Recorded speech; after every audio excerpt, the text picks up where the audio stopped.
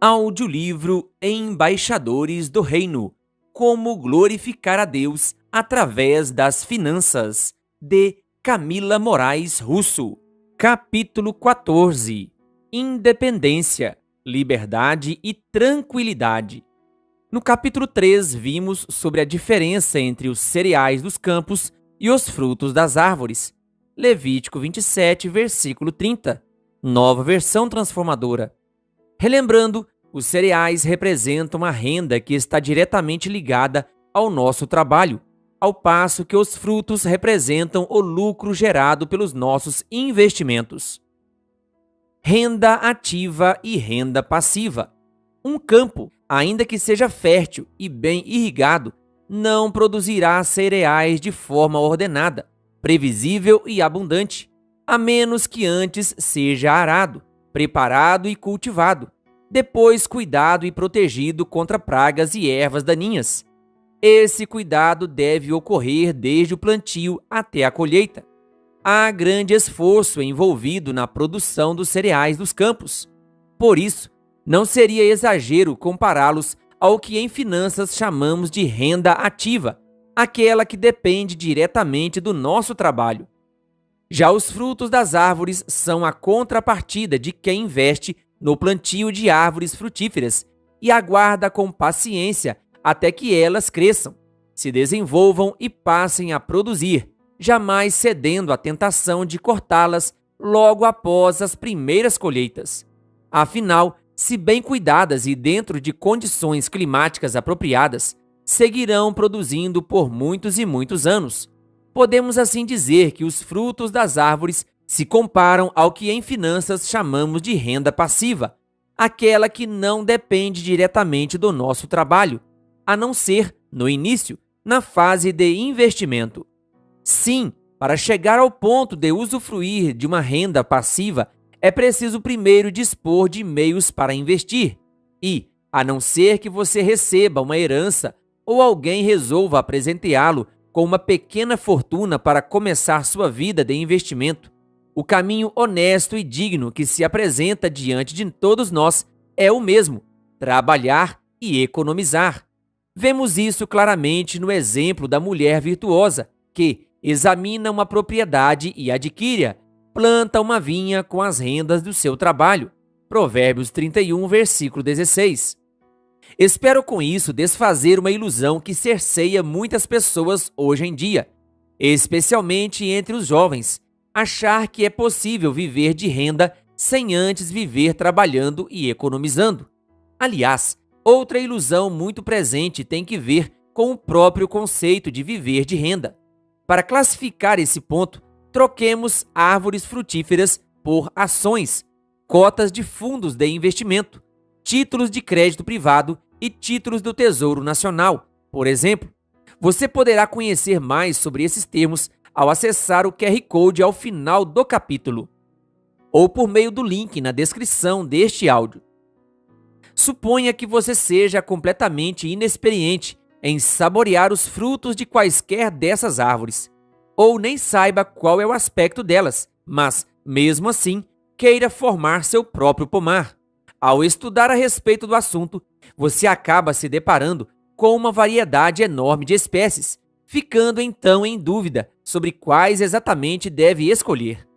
Sentindo que precisa de ajuda, você decide recorrer à orientação de um especialista.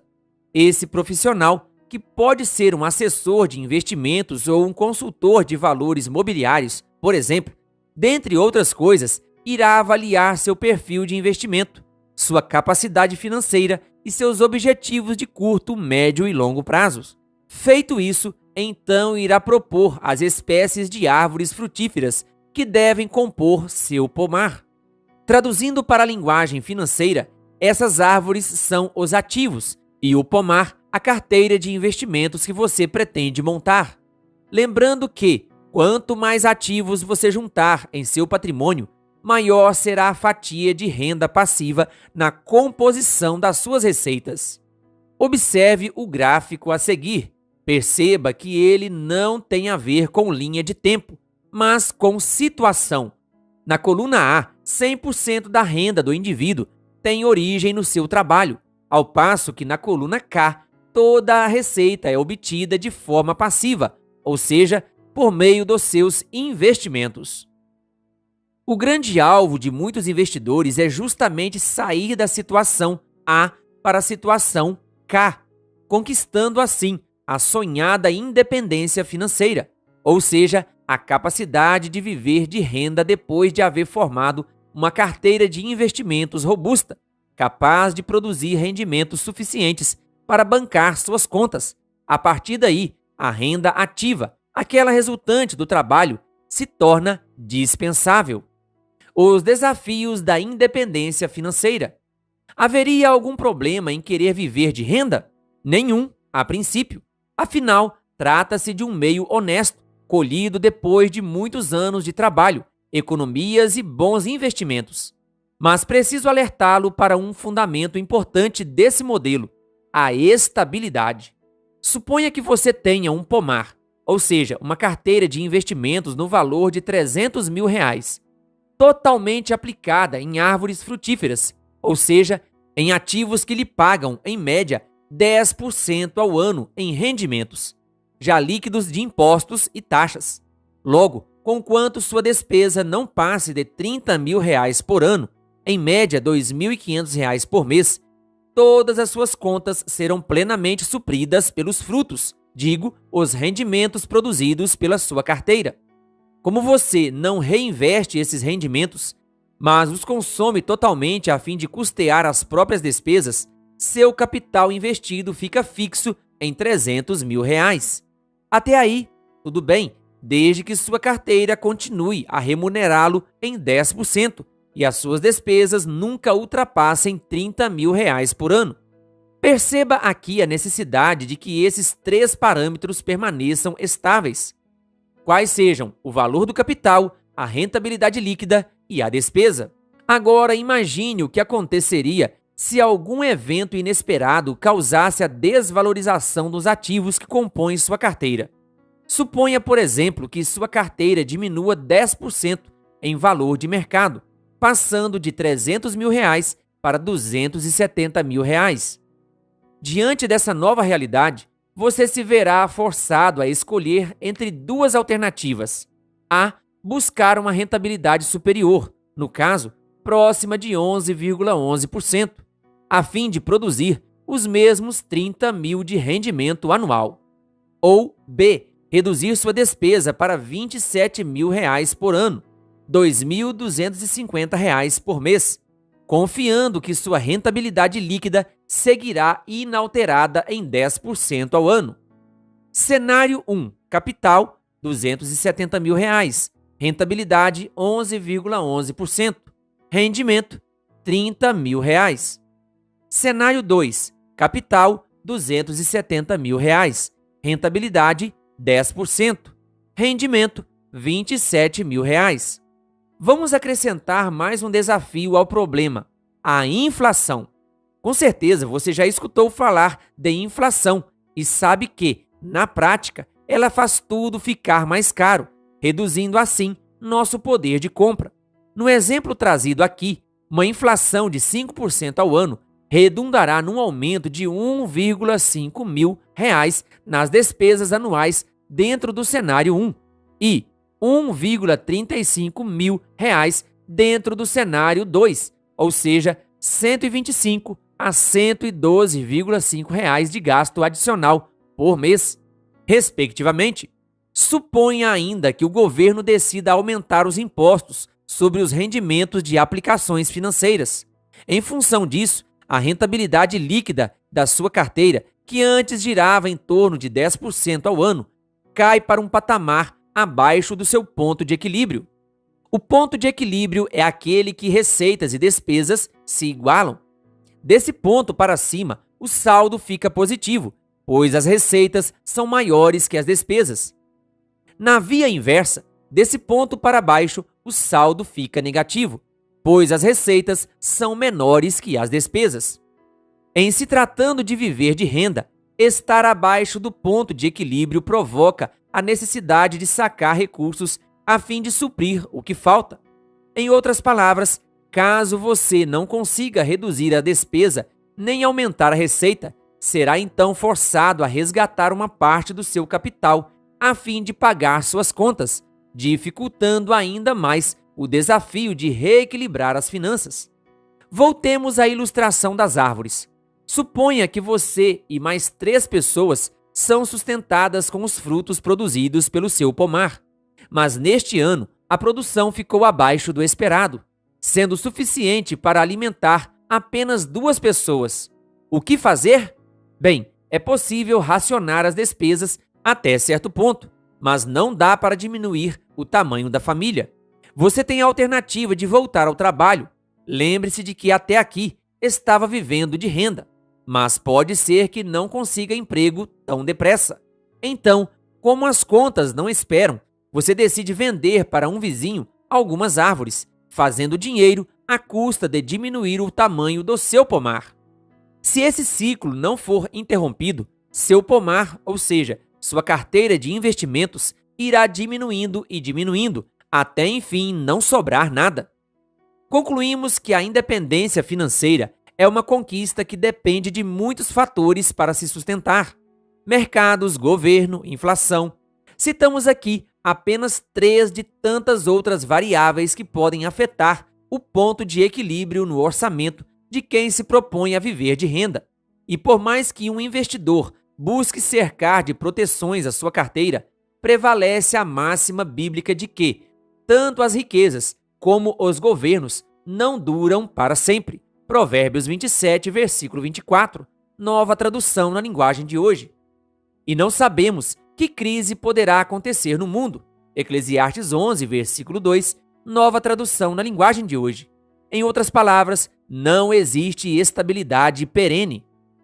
No mais, colocar a independência financeira como objetivo de vida pode ser uma porta de entrada para a tentação de confiar no dinheiro. Sejamos realistas. Viver de renda se baseia na acumulação de uma grande soma de capital.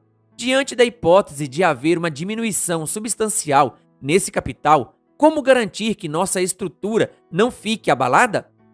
Vou além. Se, do mesmo modo como fez com o jovem rico, Jesus lançasse diante de nós a proposta de nos desfazermos de todo o nosso patrimônio, a fim de socorrer os pobres, Marcos 10, versículo 21, será que atenderíamos caso dependêssemos desse patrimônio para tirar nosso sustento? Será que nossa disposição de confiar em Deus seria maior que a tentação de confiar no dinheiro? Veja, a independência financeira é um alvo elevado, o que não significa que seja o melhor. Diante disso, há quem defenda que é a liberdade financeira o que se deve buscar.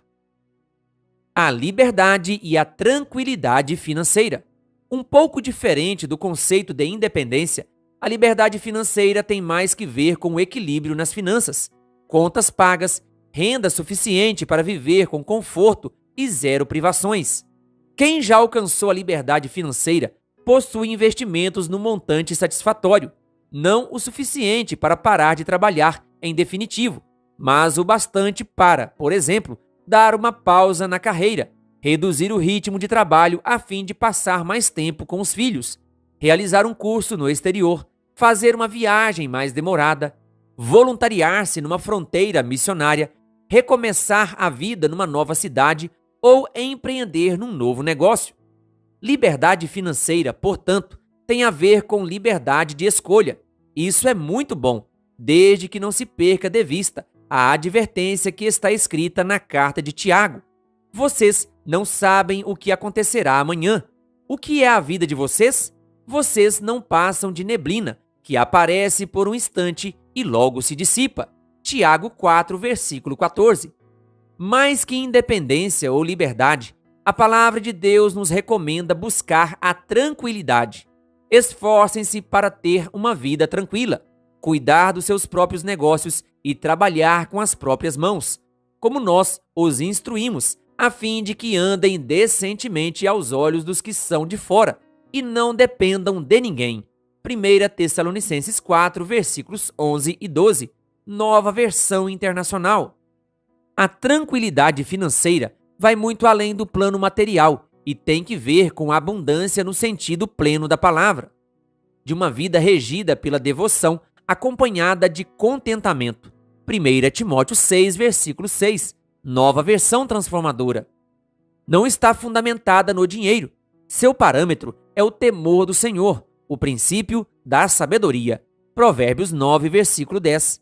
As prioridades que ela enaltece não são pautadas pelos objetivos de reter e acumular, mas de buscar o reino de Deus e a sua justiça. Mateus 6, versículo 33. E ser rico em boas obras. 1 Timóteo 6, versículo 18. Sua estabilidade não tem que ver com mercados, economias e políticas, mas com a certeza de que o Senhor, segundo a sua riqueza em glória, há de suprir em Cristo Jesus tudo aquilo que vocês precisam. Filipenses 4, versículo 19.